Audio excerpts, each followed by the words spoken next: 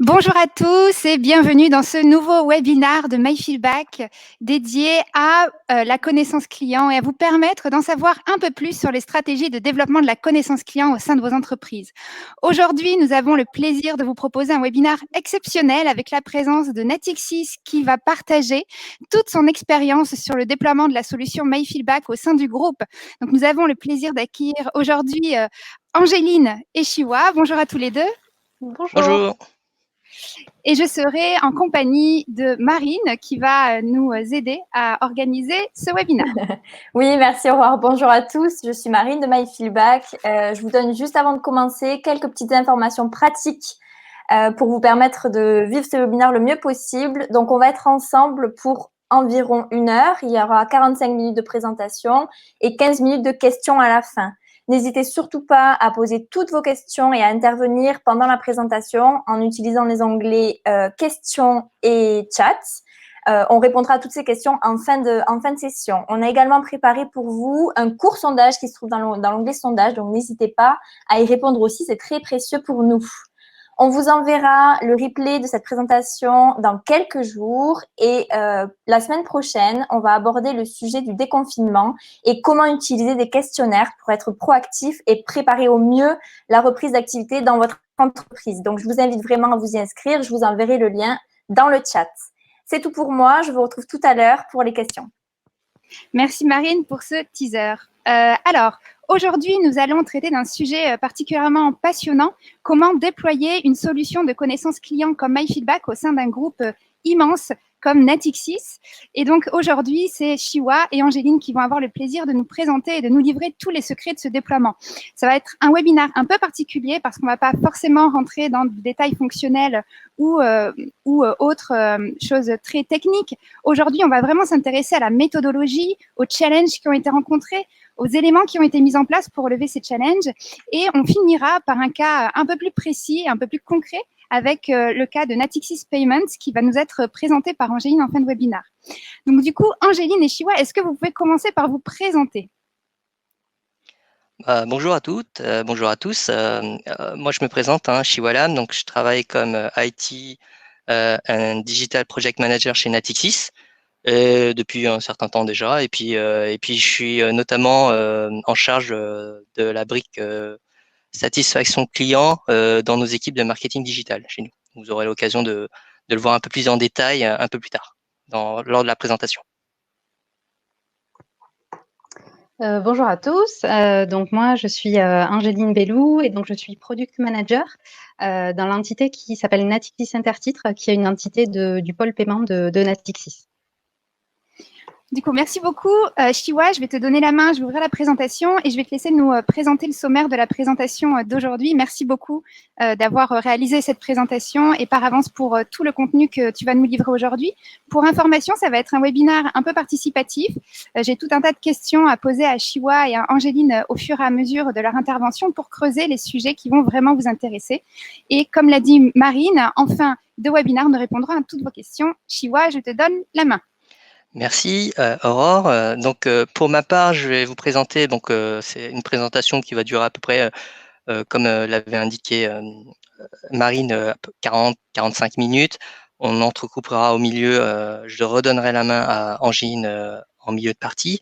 L'objectif, c'est que je vous présente un peu de manière globale chez Natixis le déploiement de la satisfaction client au sein de chez Natixis. D'accord. Avant de commencer, vous avez là devant vous le sommaire, donc une première brique concernant Natixis et la satisfaction client, donc avec un premier item qui est la satisfaction client, un véritable enjeu qui est déployé au sein de nos différents métiers. Puis je vous présenterai un peu plus de manière organisationnelle comment nous on s'est structuré pour déployer tout cela. C'est assez, j'espère que ce sera assez important et assez intéressant pour vous. Je terminerai de mon côté par un petit bilan parce que c'est vraiment un peu aujourd'hui de tout ce qu'on a mis en place au travers avec nos métiers. On enchaînera ensuite sur la partie 2. Donc là, ce sera Angéline qui fera plus précisément un focus plus spécifique avec un projet qu'on a déployé avec MyFeedback sur leur projet de satisfaction client avec Natixis Intertitres. Donc je vais commencer. pour ma part, pour vous expliquer un peu la première brique, pour vous donner un peu pour bien débuter le sujet, il est important de vous donner un peu le contexte. En fait, le contexte chez Natixis, pourquoi la satisfaction client est devenue un enjeu majeur chez Natixis, elle est partie en fait de la feuille de route stratégique. Feuille de route stratégique au niveau digital. Donc, si je reprends la feuille de route digitale 2020, on avait un certain nombre d'objectifs pour 2020 qui étaient notamment de mesurer la performance digitale. Parmi toute cette grande brique stratégique, on avait plusieurs items. Un item notamment qui était lié à l'évaluation et la mesure de la satisfaction client. Et puis d'autres items, notamment liés à la digitalisation de l'entreprise. Si je reprends en fait cet item lié à l'évaluation et la mesure de la satisfaction client, pour nous opérationnellement, ça veut dire quoi? Lorsqu'on a commencé à le dépiler, on a regardé, ça veut dire qu'en fait, chez nous, ça s'est rattaché à un indicateur qui était de pouvoir mesurer la performance digitale à travers le calcul d'un NPS. Donc, qu'est-ce qu'un NPS? C'est ce que vous voyez juste en dessous, c'est un indicateur qui s'appelle le Net Promoter Score. Puis du coup, lorsqu'on s'est dit, il faut pouvoir calculer ce NPS, la problématique qui arrive, c'est comment collecter, piloter, calculer un NPS globalisé dans une structure telle que la nôtre qui est décentralisée. Est-ce que Shiwa, tu peux nous en dire un peu plus sur ce choix de l'indicateur NPS qui a été fait au niveau de Natixis? Pourquoi cet indicateur? Alors, pourquoi cet indicateur? En fait, finalement, ça a été évalué au niveau stratégique. Donc, au niveau stratégique, il ne faut pas multiplier le nombre d'indicateurs. Donc, en termes de satisfaction client, pour tous ceux qui connaissent un peu le domaine, vous avez énormément d'indicateurs. Vous avez notamment le NPS, vous avez le CSAT, vous avez plusieurs types d'indicateurs. Bon, alors, le NPS, pourquoi? Parce que je pense, il faut vraiment le voir. Nous, on le traduit de manière opérationnelle, mais au niveau stratégique, l'objectif, il n'est pas de multiplier le nombre d'indicateurs. Donc, ça veut dire que il faut choisir un indicateur qui va être compris par tous et qu'on va pouvoir déployer de manière opérationnelle, quelle que soit l'entité. Donc, à nous de faire en sorte, lorsqu'on calcule du CSAT, de Customer Satisfaction, des fois, en fait, ça peut être dépilé, on peut avoir des échelles différentes, on peut avoir vraiment une formulation différente. Le NPS, l'avantage, c'est que c'est quelque chose qui est commun, qui est partagé, qui est nouveau, mais vraiment qui peut se mettre de manière, se dépiler de manière vraiment uniforme un peu partout.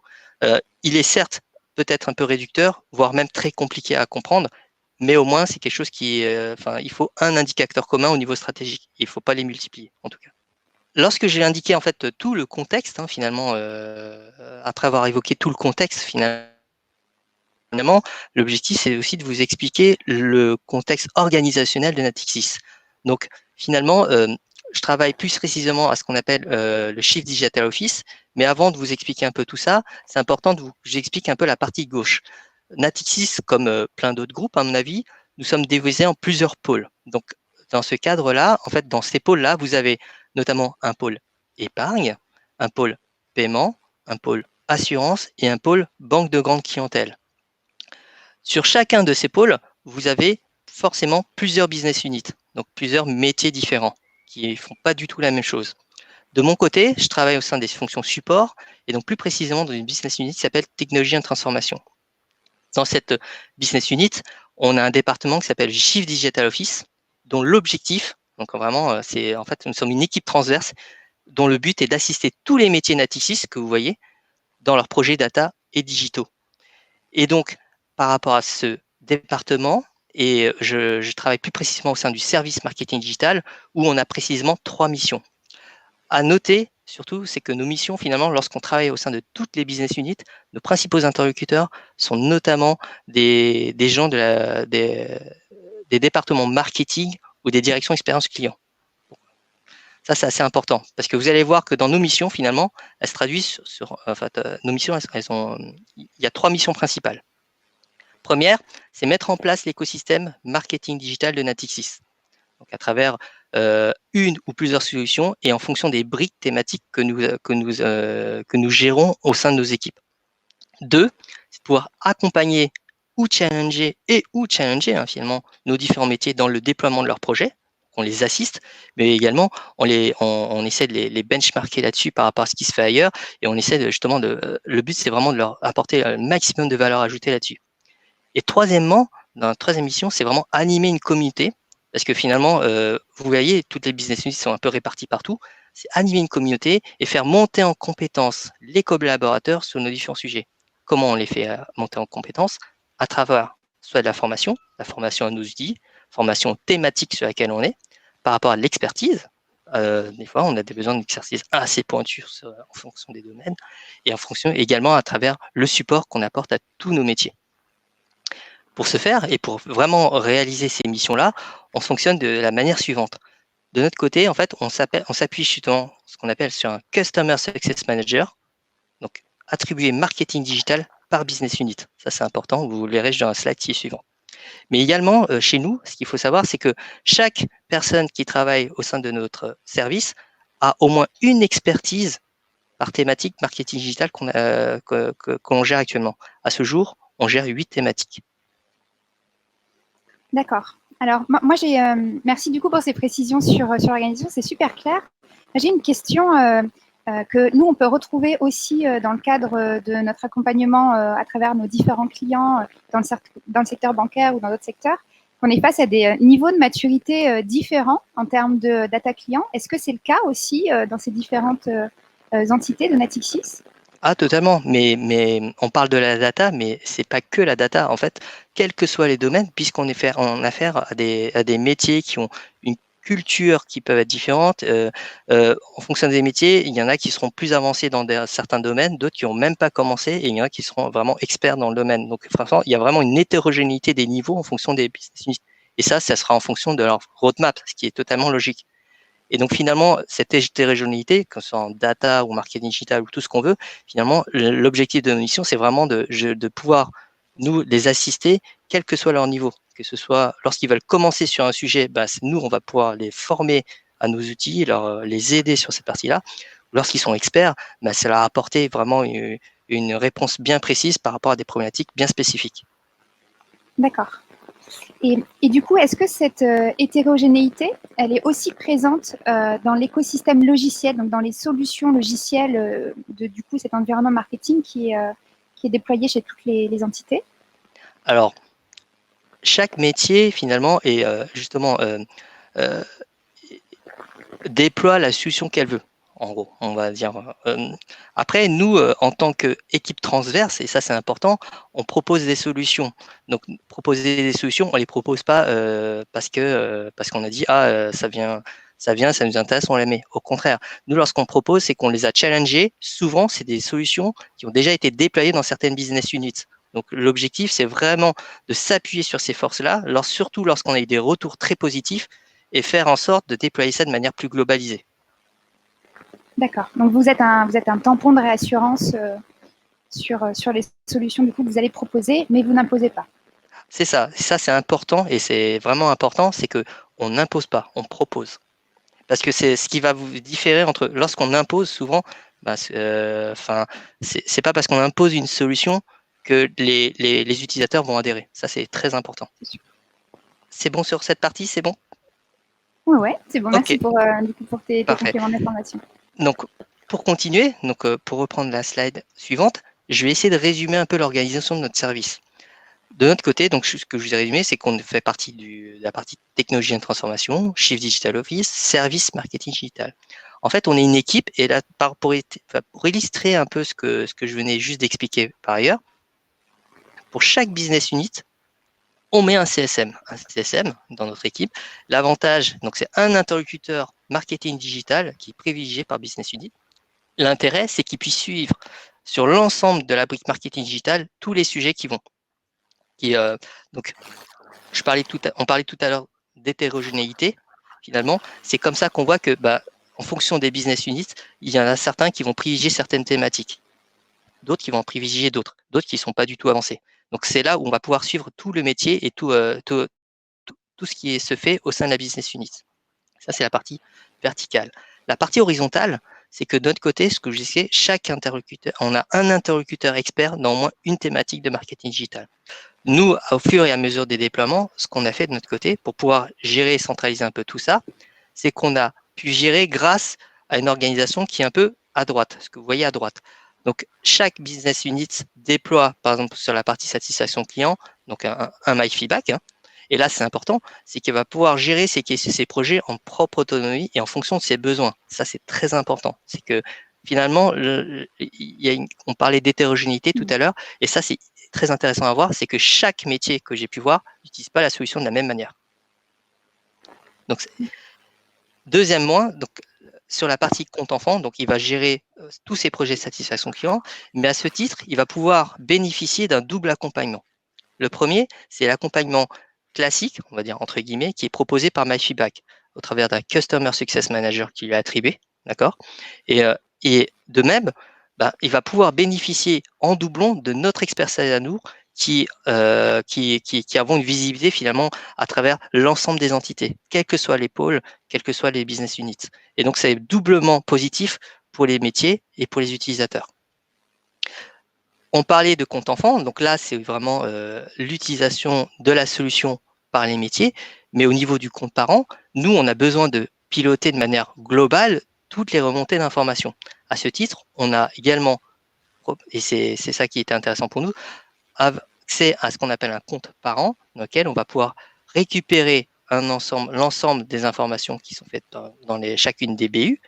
Mais, fait important, nous sommes une équipe transverse, donc en fait avec une gestion de sécurité qui est optimale pour toutes les entités. Donc là, par exemple, le compte parent, tout est connecté avec les critères de sécurité assez élevés du SI Natixis. Deuxième point, le compte parent nous permet d'avoir une consolidation et un pilotage des données facilitées. Et de la même manière que vous avez au niveau des comptes enfants un accompagnement, effectivement, avec des points opérationnels, des points trimestriels, on a effectivement cet effet miroir également au niveau des comptes parents. C'est doublement positif parce que derrière, ce qui va se passer, c'est qu'on va nous faire ce point avec notre Key Account Manager. Ola, je te salue d'ailleurs, et le directeur du pôle client. Pourquoi? C'est des points qu'on fait de notre côté qui permettent, en plus des besoins qui sont recensés par métier, de réappuyer à un niveau un peu plus haut toutes les demandes qui sont effectuées. Avoir cette vision un peu plus stratégique sur le déploiement et du coup, effectivement, qu'on puisse aussi vous accompagner dans le déploiement de cette stratégie au global. Ouais. C'est ça, c'est qu'en fait l'accompagnement on l'a pas fait pas forcé, on l'a fait de manière, enfin je l'espère, la plus organisée possible et en tout cas on l'a fait en accompagnement avec les équipes MyFeedback. Alors moi j'ai une question qui dit consolidation, dit harmonisation des questionnaires et des dispositifs qui sont déployés chez les entités, qui est pas un petit challenge au vu de l'expérience qu'on a sur le déploiement des grands groupes. Comment ça se passe chez Natixis pour garantir cette harmonie entre les dispositifs de connaissance client? Alors ça, c'est important. Effectivement, c'est que, ce que je vous l'ai dit, dans le compte enfant, chaque personne, chaque équipe gère ses projets de satisfaction client en toute autonomie, ce qui est normal. Donc l'accompagnement qui est fait par MyFeedback, c'est une chose. Le fait que nous, on puisse les suivre également est une autre. Donc on a effectivement, pour remonter, par exemple, on parlait tout à l'heure du NPS, comment on le remonte. Finalement, il y a ce qu'on appelle des étiquettes qu'on met en place sur chacune des questions spécifiques NPS qui permettent de remonter cette information à un niveau un peu plus haut. Mais cette étiquette ne sert pas qu'à ça. C'est que je disais, c'est qu'on s'assure aussi de manière transverse, donc en tout cas, par exemple, pour la question NPS, qu'elle soit la même partout. Et ça, c'est très important pour qu'elle soit lisible. Elle doit être la même partout. Et pour ce faire, chaque utilisateur qu'on a formé, en tout cas, qui a été formé sur la plateforme MyFeedback, on lui remet un guide d'utilisateur dans lequel on met toutes les guides de bonnes pratiques, en tout cas sur l'utilisation de la solution. D'accord. Donc, vous avez formalisé quand même un guide pour vraiment accompagner aussi cette harmonisation dans chaque entité. Ah, je dirais même, c'est même très important parce que si on ne le fait pas, finalement, on peut dire ce qu'on veut, mais au moins, quoi qu'il arrive, l'utilisateur, en plus d'être doublement accompagné, dispose d'un support parce que bon, on a beau dire ce qu'on veut, mais au moins il sait sur quoi se raccrocher s'il y a besoin. Oui, un référentiel du quotidien. Oui. Dans son usage. J'ai une autre question importante. Tu sais que pour nous, la performance des questionnaires, c'est extrêmement important, que c'est quelque chose dans laquelle on investit beaucoup parce que on est conscient que nos utilisateurs souhaitent collecter un maximum de feedback. Est-ce que, au vu de ton rôle transverse auprès de toutes les entités, Vous avez aussi ce souci de la performance des questionnaires et comment ça se traduit concrètement quand vous identifiez des bonnes pratiques? Est-ce que vous êtes dans une démarche de partage généralisée derrière? Comment ça se passe au quotidien, ça? Totalement, hein. Et c'est bien l'objectif, hein, sinon on ne ferait pas partie d'une équipe transverse. On fait partie d'une équipe transverse parce qu'on a le plaisir de partager auprès des autres. Sinon, il n'y a aucun intérêt, hein, je vous le dis tout de suite. Sinon, pour revenir sur ce que tu dis, finalement, donc la performance des questionnaires, là, chaque métier regarde, et lorsqu'on déploie un questionnaire, donc quel que soit le canal, hein, que ce soit du web, de l'email ou tous les canaux qui sont possibles, on regarde effectivement, c'est un taux qui est intéressant de voir, déjà le nombre de réponses qu'on reçoit. Donc, on est plutôt assez positivement surpris par le nombre de réponses qu'on voit, en tout cas de ce que je vois. Donc, ça s'en traduit par les performances. Et effectivement, après, on essaie de benchmarker entre guillemets des entités. Alors, c'est un grand mot, benchmarker, hein, parce qu'on n'est pas sur des métiers qui sont totalement identiques. On n'est pas du tout sur les mêmes volumes de trafic en fonction des différentes entités. Mais ça nous permet d'avoir un chiffre un peu global qu'il faut. Alors, lorsqu'on le consolide, il faut vraiment très bien le nuancer, mais c'est un point d'intérêt. C'est-à-dire que si on se remarque que sur une campagne, il n'y a aucune réponse, là, on va quand même se poser 2-3 questions. Et est-ce que tu aurais du coup un exemple de bonne pratique qui a été partagée entre toutes les entités?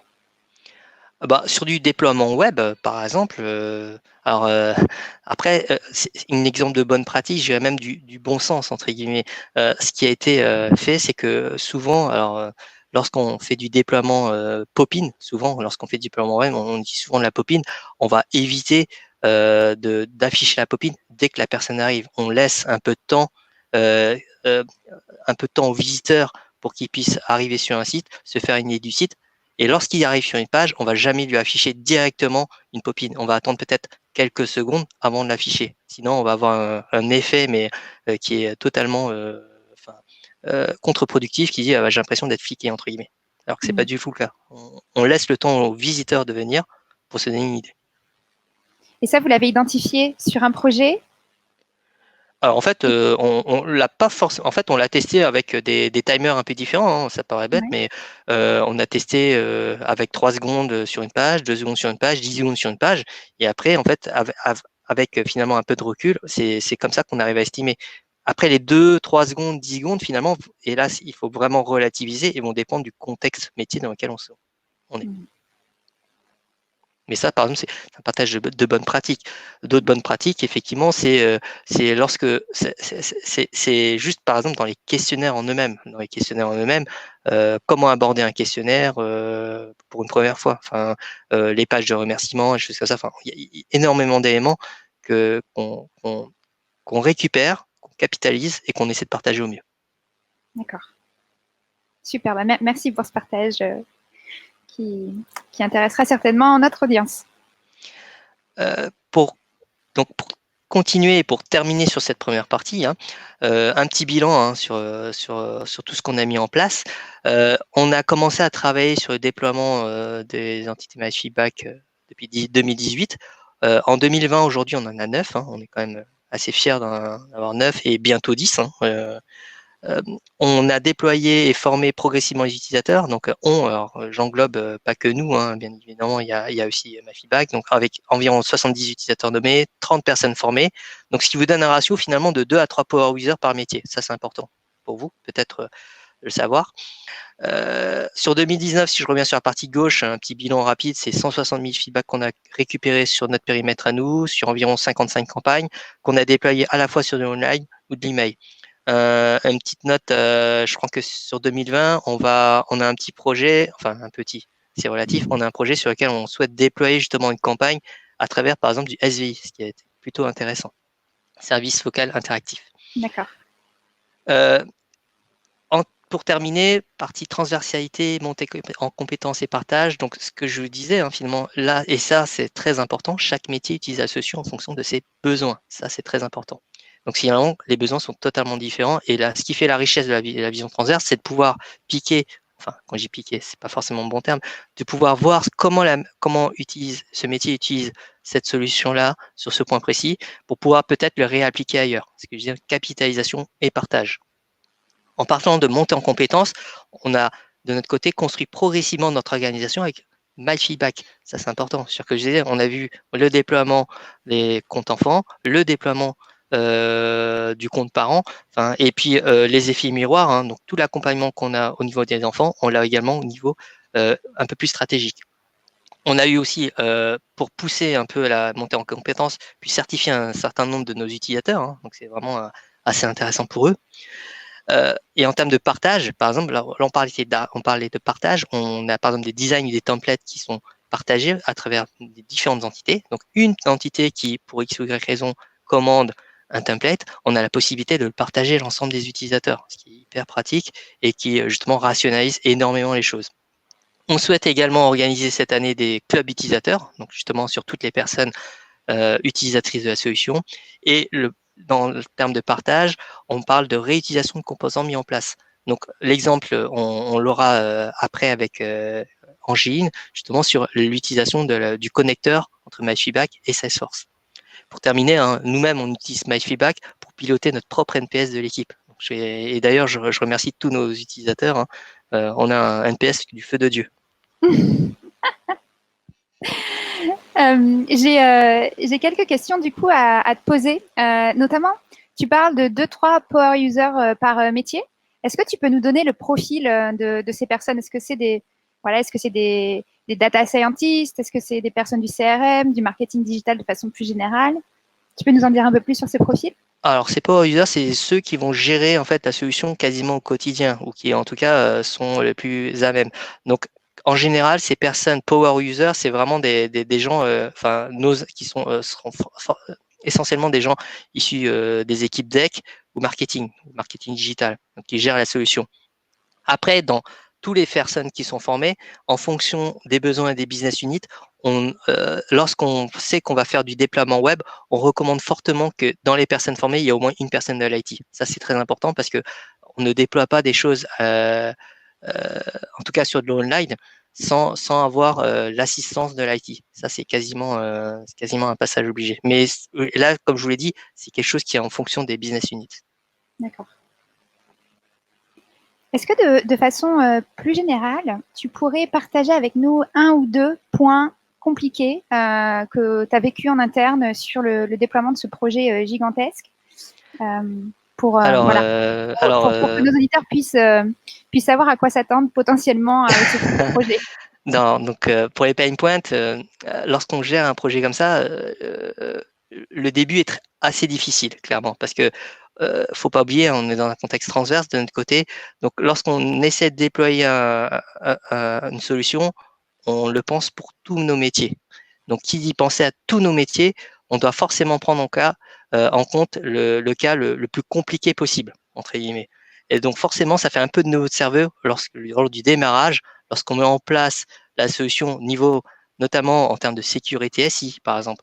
Lorsqu'on travaille, justement, il faut travailler également sur la mise en place d'un contrat cadre, entre guillemets, pour pouvoir faire en sorte que lorsque le métier va vouloir déployer, on ait les mêmes conditions pour tous. Vous voyez, c'est vraiment quelque chose qui est un peu global, donc et qu'il faut penser peut-être un peu en amont.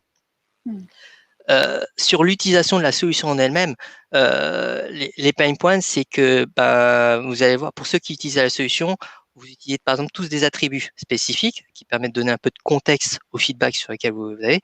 Et lorsque les attributs ne sont pas les mêmes partout et qu'on souhaite consolider de notre côté sur un attribut, mais qui n'a pas du tout la même nomenclature partout, c'est assez compliqué. Donc également, avec du recul, faut y penser un peu. Il faut y penser un tout petit peu en avant.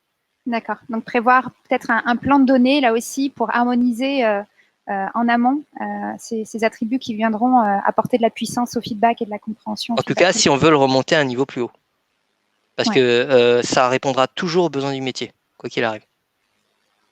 D'accord. Super intéressant, parce que c'est vrai que les attributs, c'est vraiment ce qui va donner de la puissance et de la compréhension et ce qui va permettre d'activer vraiment le feedback une fois qu'il est collecté. Donc, merci pour ce conseil. J'ai une autre question.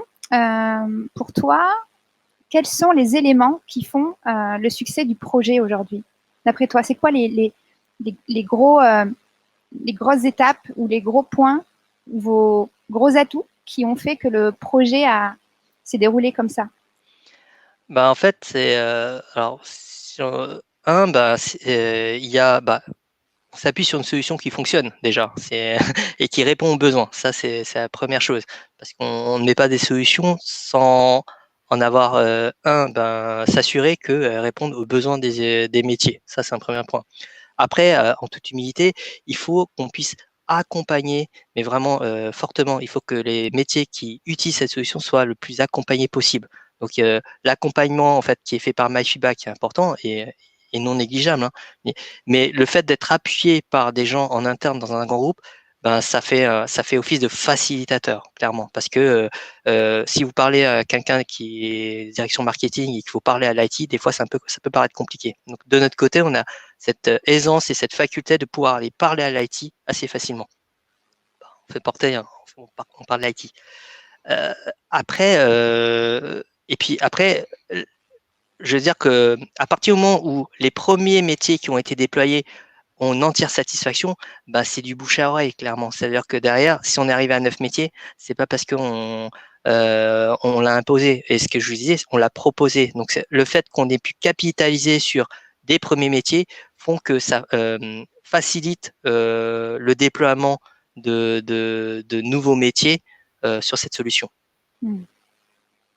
Donc en gros, si tu as un conseil à donner aux personnes qui nous écoutent aujourd'hui pour le déploiement de ce type de projet vraiment transverse et massif, ça va être d'être dans la proposition et dans l'accompagnement, peut-être dans la compréhension de valeur, dans la communication de la valeur de l'outil et des dispositifs, plutôt que de dire voilà, c'est cet outil, prenez-le. Ah oui, totalement. De toute façon, j'ai rarement vu des choses qu'on a imposées qui fonctionnent.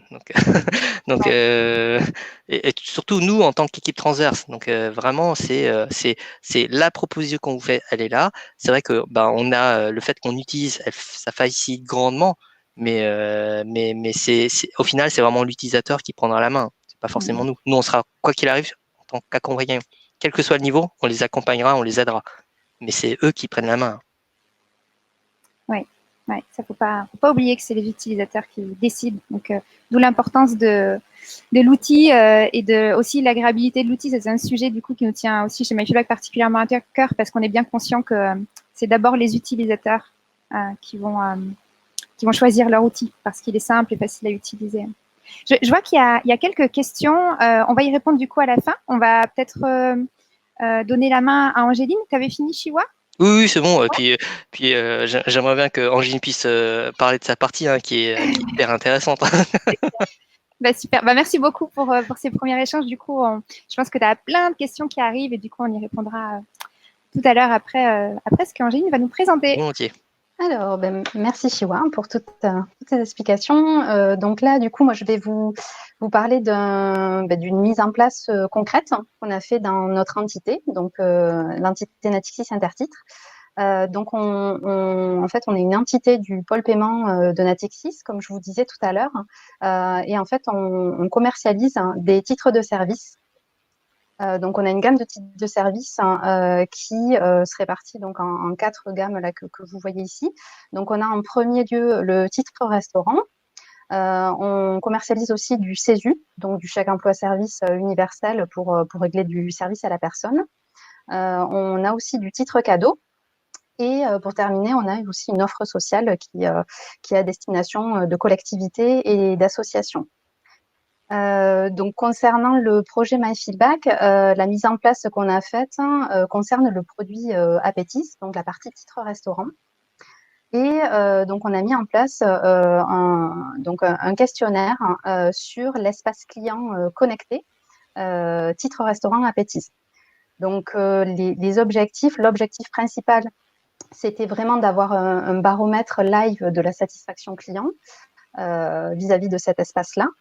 Et donc, on avait 4 autres objectifs qui étaient de donner la possibilité du coup à nos clients de pouvoir s'exprimer sur justement l'espace client en permanence quand ils le souhaitent. On voulait aussi recueillir directement auprès des clients les pains et les idées d'amélioration. Et ensuite, on avait un autre objectif qui était la connexion au CRM. Donc, on a mis en place le CRM Salesforce dans notre entité il y a quelques années. Et donc, on voulait relier justement cet outil à Salesforce pour que nos équipes commerciales puissent avoir la vision en direct de la satisfaction client depuis la fiche client dans le CRM, et qu'on puisse aussi générer justement à destination des conseillers des leads qualifiés, voilà, pour différentes opérations commerciales. D'accord, super. Bah, c'est clair sur ces objectifs-là. Du coup, moi, j'ai une question par rapport à la connexion avec Salesforce. Tu sais, nous, dans nos projets, souvent, la première chose, une des premières choses qui arrive sur les sujets de satisfaction, c'est je veux mettre en place mes indicateurs de satisfaction pour piloter mon expérience client. Et là, ce qui est vraiment étonnant et signe d'une maturité avancée chez vous, c'est de suite mettre en place cette interconnexion avec Salesforce. Comment ça vient sur la table? Est-ce que ça part de la partie expérience client? Est-ce que c'est un besoin qui émane de suite des commerciaux et qui fait que ça se met de suite en place? Depuis qu'on a mis en place Salesforce, en fait, c'est vrai que c'est vraiment de mettre en place un CRM comme ça au sein d'une entreprise, c'est vraiment du coup on va dire le cœur de la machine quelque part. Donc c'est vraiment là que va être centralisée toute la relation client. Et justement, ça va être vraiment notre référence autant au niveau des équipes commerciales qu'au niveau de l'expérience, de la direction de l'expérience client, donc toutes les équipes marketing, product management, UX, etc. Donc, dès qu'on met en place une solution digitale, c'est vrai qu'on a maintenant le réflexe systématique de voir comment on peut le connecter au CRM. Et du coup, la note de SAT devient un levier commercial pour les équipes. C'est ça que vous aviez en tête avec l'intégration. Ouais, alors avec l'intégration, elle avait plusieurs objectifs, et c'est vrai que parmi ceux-là, il y avait effectivement de faire remonter la note de CSAT, donc de satisfaction globale, hein, et le NPS aussi, directement sur la fiche client, qui est vraiment une donnée importante pour les commerciaux qui ont les clients en permanence au téléphone. C'est vraiment très utile pour eux, en fait, une fois qu'ils ont le client, de pouvoir aller sur la fiche et de voir en un coup d'œil si le client a répondu à un questionnaire, de voir son niveau de satisfaction. De suite, au niveau de la relation, ça va pouvoir on va dire, orienter la discussion, et du coup, le conseiller va pouvoir adapter son discours en fonction de la satisfaction, et s'il s'aperçoit qu'il y a eu un pain de soulever, pouvoir immédiatement essayer de le résoudre avec le client. C'est clair. Je crois qu'après, tu as des... Justement, voilà. Alors, super. Du coup, là, c'était pour vous montrer à quoi ça pouvait ressembler. Donc, au niveau de l'intégration, on a fait le choix, en fait, de l'intégrer à 2 endroits du parcours sur l'espace connecté. Donc, on a mis en place, en fait, un bouton qui est disponible en permanence sur l'espace connecté. Et donc, par ce bouton-là, qui est un bouton de donner votre avis, c'est le client qui peut, quand il le souhaite, nous laisser son avis. Et le deuxième axe qu'on a pris aussi, c'est de mettre en place une pop-in sur le parcours de commande, donc à la fin du parcours de commande, sur la page de confirmation. Là, c'est une pop-in qui s'ouvre de façon automatique, où c'est nous qui incitons le client à laisser son avis. Donc, on a deux canaux comme ça sur le site qui se complètent. Alors, pourquoi vous avez choisi de déployer deux formats de sollicitation différents? Ouais, pour nous, c'était assez complémentaire. En fait, on a vraiment deux types de réponses, enfin deux types de qualifications, on va dire, de réponses qui nous arrivent via ces canaux. Le bouton donner votre avis, c'est vraiment quelque chose sur lequel le client a une action à faire. Donc, on a moins de réponses, clairement, sur ce canal-là. Mais par contre, les réponses qu'on reçoit, c'est vraiment les clients, en fait, qui volontairement vont cliquer sur le bouton et ont quelque chose à nous dire. Donc, il y a moins d'infos. Enfin, il y a moins en termes de volume, de quantité, il y a moins de quantité de réponses, mais en revanche, les réponses sont hyper qualifiées, quoi, très, très intéressantes à exploiter. Et après, la pop-in, là, c'est plus un canal push, donc du coup, on a plus de volume de réponses, et on recueille les réponses aussi à chaud à la fin d'un parcours de commande, donc c'est très intéressant aussi sur les retours qu'on a sur le parcours de commande, justement. Donc, c'est vraiment On a choisi ça pour vraiment avoir une vision globale, on va dire, et pour avoir des réponses qui vont nous permettre d'avoir une vision complète d'un client. D'accord. Donc, c'est hyper intéressant parce que du coup, sur potentiellement un même parcours, il peut avoir des différents formats de sollicitation, plus ou moins intrusifs. Alors, je mets des gros guillemets à intrusifs. Et du coup, vous permettez de le solliciter plusieurs fois sur un même parcours sans que ça vienne altérer le tunnel du site. Oui, tout à fait. Alors, on en a mis 2, mais après, on a aussi rajouté via l'outil des règles de non sur-sollicitation aussi, pour qu'on évite aussi voilà, l'idée, c'est pas de le harceler non plus, c'est vraiment de mettre le questionnaire au bon endroit et de pas faire qu'il ait des pop-up qui s'ouvrent de partout. Du coup, je te pose une question sur l'intégration de cette mise en place. Comment ça s'est passé donc, pour ceux qui nous écoutent et qui ne connaîtraient pas la solution? Donc, il y a un tag JavaScript qui est fourni par la solution, qui va être mis sur l'outil de gestion de tag du site. Et ensuite, une fois que c'est fait. Depuis la plateforme, on peut piloter, activer l'apparition des boutons ou des pop-ins en autonomie, sans passer par la partie technique. Mais du coup, sur la mise en place du tag, comment ça s'est passé de votre côté? Ça a été relativement simple ou est-ce qu'il y a eu des échanges ou des points de complexité qui sont apparus? Alors ça, sur cette partie-là, justement, l'accompagnement du Digital Office a été hyper important. Et sur toute cette partie vraiment paramétrage, on va dire, on s'est beaucoup fait accompagner par Chiwa. Donc c'est vraiment le Digital Office qui nous a accompagnés sur ces sujets-là. Super. Tu vois, Chiwa, une utilisatrice satisfaite, un accompagnement efficace. Ah, c'est grâce à ça qu'on a un bon NPS. C'est ça. Je te laisse continuer, Angéline. Du coup, merci pour tes précisions. Je t'en prie. Donc ça, ce sont pareil, pour visualiser un petit peu à quoi peut ressembler le questionnaire. Donc des 3 exemples de questions qu'on a pu poser. Donc le premier, c'est une question de CSAT. Donc avec une note sur 4, là on avait pris une forme de smiley pour noter. Donc le CSAT, c'est la satisfaction globale, on va dire. Ensuite, on a aussi un exemple de question NPS. Donc là, c'est le NPS classique pour avoir un taux de recommandation avec une note de 0 à 10. Et le dernier exemple, donc c'est une question sur laquelle on propose des choix et on laisse aussi des textes de champ libres pour recueillir justement des pains et des idées d'amélioration. Et donc ici, oui, c'était pour vous parler un petit peu aussi de la remontée sur le CRM, justement. Donc la remontée du CRM, comme on le disait tout à l'heure, c'était en premier lieu pour pouvoir visualiser la satisfaction client en direct et pour générer aussi des leads qualifiés. Donc sur la partie visualisation de la satisfaction client, donc on a pu faire remonter dans le CRM en fait des liens qui permettent d'accéder directement aux détails des réponses du questionnaire. Et on fait remonter aussi en vision directe les notes de CSAT et de NPS. Et la génération de leads, du coup, voilà, un lead sur le tableau de bord du conseiller.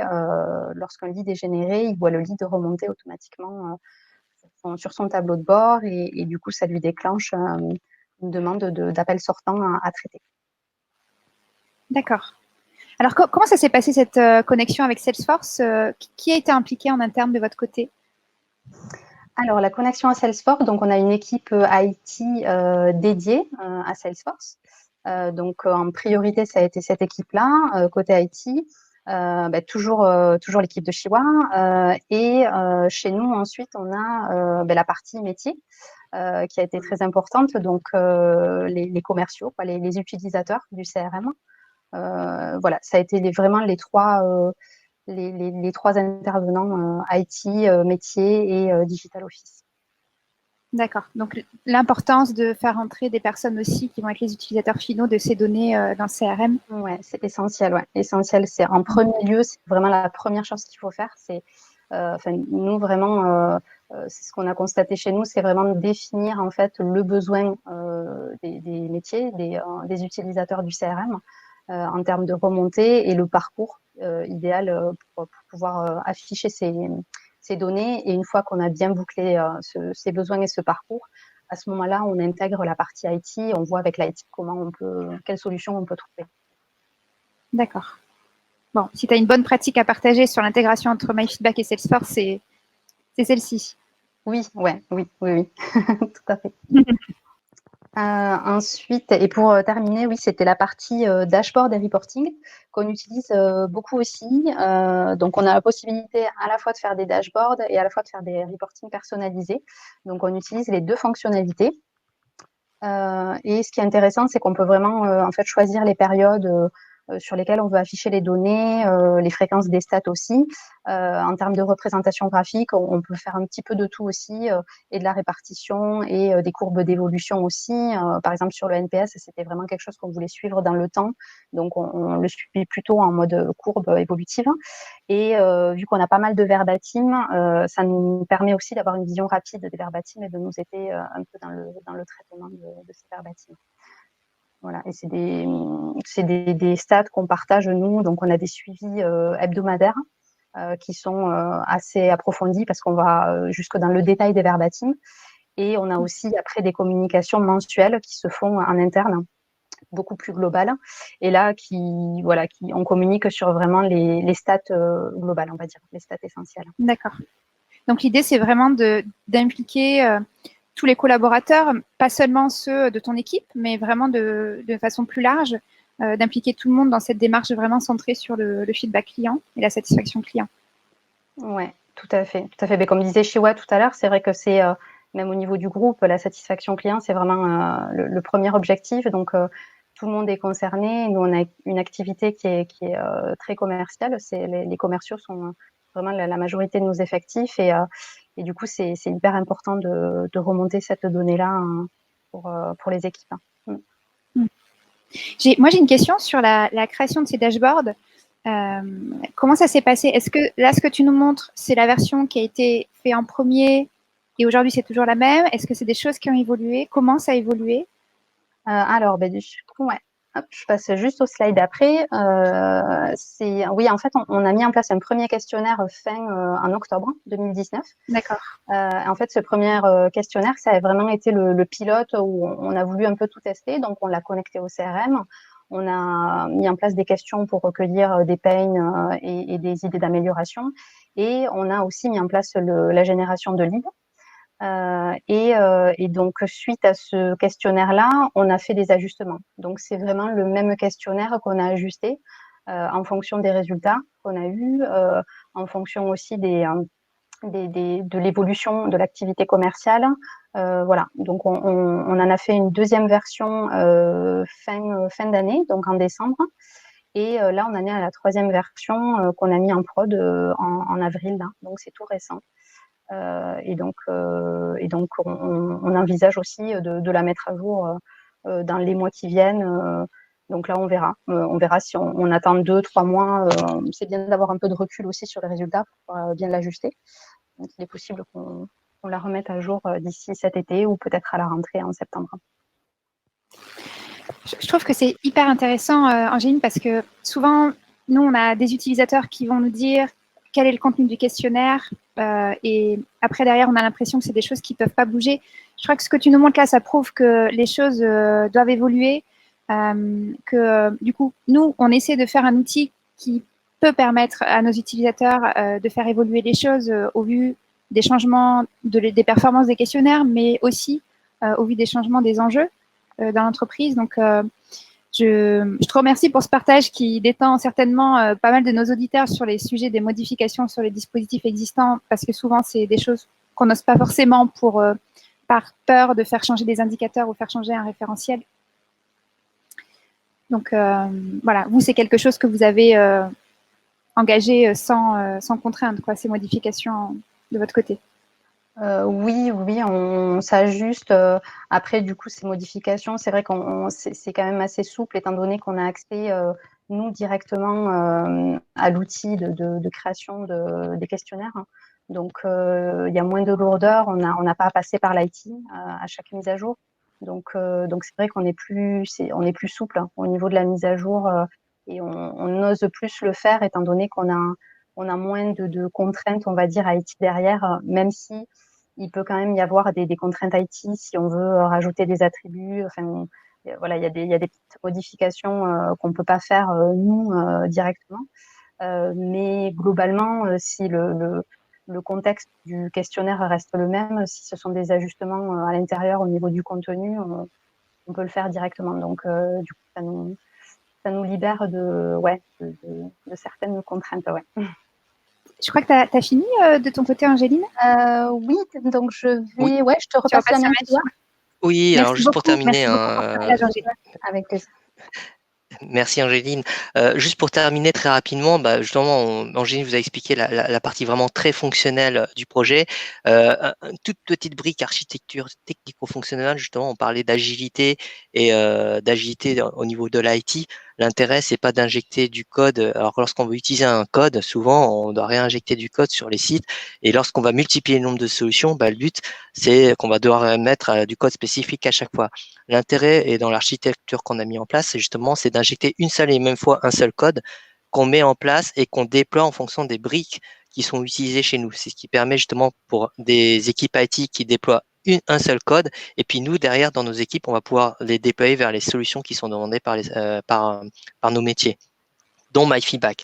Si je prends l'exemple ici, c'est le connecteur CRM finalement, c'est vraiment pas au niveau du code connecté à Expetis qu'on a mis en place, c'est que comme on a collecté le feedback dans MyFeedback, on a mis en place le connecteur qui réalimente tous les feedbacks qu'on récupère et qui leur pousse vers Salesforce. C'est vraiment finalement, en termes de connectivité, à partir où vous récupérez les données sur MyFeedback et qu'on a mis en place le connecteur, vous les récupérez ensuite sur le CRM. Je voulais juste terminer justement sur pour nous et pour résumer un peu le projet de Natis Intertitre et les nôtres. Finalement, le projet qu'on a mis en place ici était plutôt voire très innovant pour le marketing digital et pour le métier. Pourquoi? Parce qu'en fait, sur la suite sur MyFeedback, on a utilisé en fait tous les items possibles.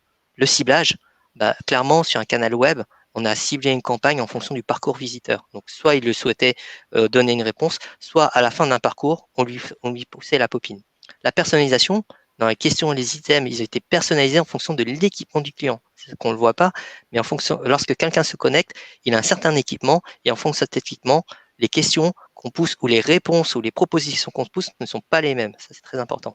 Le pilotage, parce que par rapport à ce que vient d'indiquer Angéline, c'est un pilotage via dashboard et ce qui permet de faciliter vraiment la remontée des informations. L'enrichissement, donc on parlait de NPS, de CSAT, celle qui est saisie automatiquement, en fait celle qui est saisie par le client est automatiquement poussée vers Salesforce. Et puis la réaction, donc en fonction des réponses au questionnaire, ça permet d'alerter les responsables de compte ou de générer un lead. Finalement tout ça, nous on le communique également positivement chez nous, de manière globale. On l'a fêté avec un success of the month, chez nous qu'on appelle ça, qu'on a diffusé finalement à notre communauté de marketing digital, qui à peu près 370 membres aujourd'hui. Donc c'est plutôt ça fait une belle com. Super, merci beaucoup Chiwa pour cette synthèse. Merci beaucoup Angéline pour ton partage d'expérience. C'est hyper riche. Maintenant, on va passer à la partie questions. Marine, je vais te laisser prendre la main, peut-être sélectionner quelques questions. Oui. Alors, on a beaucoup de chance parce que Chiwa et Angéline nous ont proposé de répondre à toutes les questions qui seraient posées, même si celles-ci ne pourraient pas être répondues pendant le webinaire. Donc, vous aurez une réponse à vos questions. Pour terminer, du coup, peut-être Marine, je te laisse en sélectionner quelques-unes. Oui, alors, donc, j'ai une question là par rapport au NPS. Donc, c'est par rapport à ce que tu avais présenté, Chiwa, au niveau de cet éducateur au début du webinaire. Est-ce que votre processus de mesure de NPS couvre des filiales à l'étranger? Et si oui, comment prenez-vous en compte les différences linguistiques? Alors, en fait, à l'étranger, pas forcément, mais on a des utilisateurs qui font aussi on traduit, en fait, il y a une fonctionnalité qui est assez facile à utiliser, qui a bluffé assez les métiers, qui était que finalement, sur un même questionnaire, on peut traduire le questionnaire, par exemple, en français et en anglais. Et donc, finalement, sur la même campagne, il suffisait juste de changer la question, alors à travers la même chose, et finalement, que ce soit que la personne réponde en français ou en anglais, finalement, ça change rien. Il y a juste à changer finalement la terminologie de la question. J'apporte du coup une précision sur le reste des supports. Tous les dashboards et les rapports de MyFeedback sont traduits de la même façon.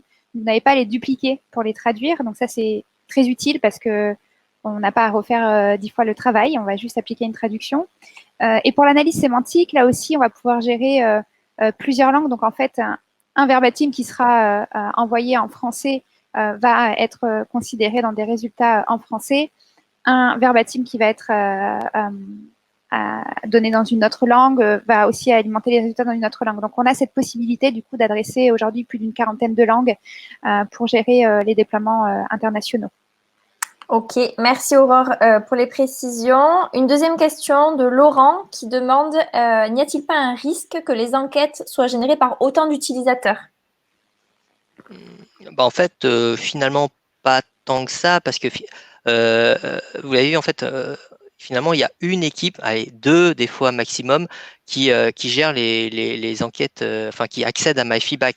La plupart de ceux qui gèrent ces enquêtes, et je l'avais précisé tout à l'heure, hein, c'est ces gens qui sont des équipes marketing ou direction expérience client. Donc c'est eux qui finalement sont power users et qui ont une vision globale sur ce qui se fait. On n'a pas, en général sur MyFeedback, on n'a pas 36 utilisateurs. Alors, ou sinon, dans ce cas, c'est comment ça peut se gérer, c'est que finalement, ils font une commande finalement aux personnes qui gèrent cette solution-là, et c'est eux qui mettent en place, parce que après, c'est pas la même chose de demander une enquête et de la créer finalement. D'accord, merci Chiwa.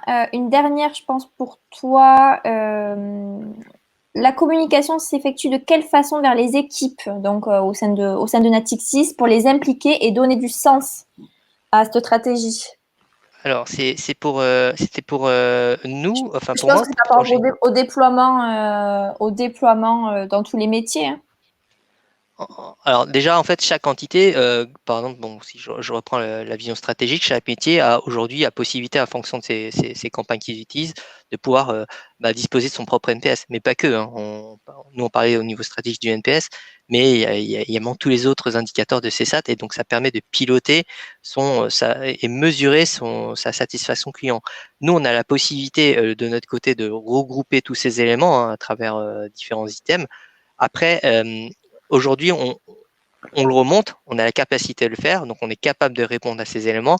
Après, c'est vraiment, Natixis et voire même le groupe BPCE, c'est une entité très très large. Donc nous, on le diffuse finalement quand on nous le demande. Et c'est pas quelque chose qui est demandé très souvent en général. C'est que c'est vraiment sur des éléments à une période bien précise qu'on nous demande ces éléments. Enfin, vraiment, le but à la base, c'est vraiment de donner la main au métier. Donc déjà, permettre au métier de piloter sa satisfaction client, c'est déjà quelque chose de très important. Pouvoir le récupérer au niveau groupe, c'est un bonus pour nous. D'accord, merci. Angéline, je vais avoir 2 questions qui concernaient ta partie. Alors, la première, y a-t-il du verbatim qui remonte dans le CRM? Alors aujourd'hui, non. On n'a pas fait le choix de remonter le verbatim directement dans le CRM. En fait, dans le CRM, on remonte juste le lien vers les réponses du questionnaire. Ok, le temps de la deuxième question, j'en profite pour préciser qu'on vient de mettre à jour la plateforme avec une fonctionnalité de désensibilisation des verbatims, notamment dans le secteur bancaire. Ça peut être très utile pour faire disparaître tous les éléments un peu sensibles qui pourraient apparaître dans des verbatims, par exemple un numéro de compte ou un numéro de téléphone, ou voilà, tout ce qui est données personnelles un peu sensibles. Vous avez aujourd'hui la possibilité de les cacher quand ils sont indiqués dans des verbatims par le client, et du coup, de faire remonter des verbatims un peu plus sereinement dans le CRM. Merci Aurore. Dernière question, et après je pense qu'on va pouvoir conclure parce qu'on a un tout petit peu dépassé. De Laurent qui demande pas de problème RGPD avec la connexion avis client, intégration dans Salesforce? Alors, ce qu'on a fait sur nos questionnaires, Alors, c'est plus au niveau du contact du client. On a mis en place un opt-in au niveau des questionnaires pour vraiment s'assurer que le client, ça c'est surtout sur la génération des leads, accepte bien qu'on le recontacte en fait. Donc, on ne contacte pas de client dans la partie lead sans que celui-ci nous ait donné son opt-in explicitement. Et ensuite, au niveau de la remontée des infos dans Salesforce, donc qui est uniquement la remontée du lien et la remontée de la note de CSAT et de NPS, il n'y a pas eu de souci de notre côté. Voilà, ça a été étudié par notre équipe conformité RGPD et il n'y a pas eu de souci. Oui, il y a pas de souci parce qu'en fait, on travaille avec l'ID de Salesforce. Donc, le feedback est rattaché à un ID de Salesforce et du coup, via cet ID, on ne va pas pouvoir, hors environnement Salesforce, identifier la personne qui est derrière cet ID. Donc, de travailler avec l'ID, ça fait vraiment partie des bonnes pratiques qu'on va vous conseiller pour identifier le client sans que des données personnelles ne transitent. Et ensuite, l'information du NPS, par exemple, va être rattachée au bon client lors de la remontée dans Salesforce. Parfait. C'est tout pour moi, pour les questions. Super. Merci beaucoup, Marine. Du coup, je vais remettre la vidéo. Pour ceux qui veulent m'accompagner en vidéo, qui ont un peu de bande passante. Voilà. Merci, Marine. Merci tout le monde. Donc, ça coûte pas. Donc, merci, merci encore une fois, Chiwa et Angéline, pour ce partage. C'est très riche. C'est des sujets qu'on adore partager avec nos utilisateurs et même de façon plus large parce que on sait que vous êtes tous confrontés à ce type de problématique. Comment mettre en place un logiciel de façon harmonieuse dans plusieurs entités sur des déploiements multimarques, des déploiements multi-pays. On sait que c'est pas des petites choses à faire et du coup, ces partages, ils sont vraiment précieux et de grande qualité. Donc, merci encore une fois pour ce partage aujourd'hui. Merci beaucoup. De rien. De rien, avec plaisir. Au plaisir. Merci encore à tous d'être restés avec nous sur cette petite heure. Merci pour ce moment de partage. On vous dit à très bientôt et n'oubliez pas de nous contacter si vous voulez découvrir la solution. Bonne journée à tous et à bientôt. Au revoir.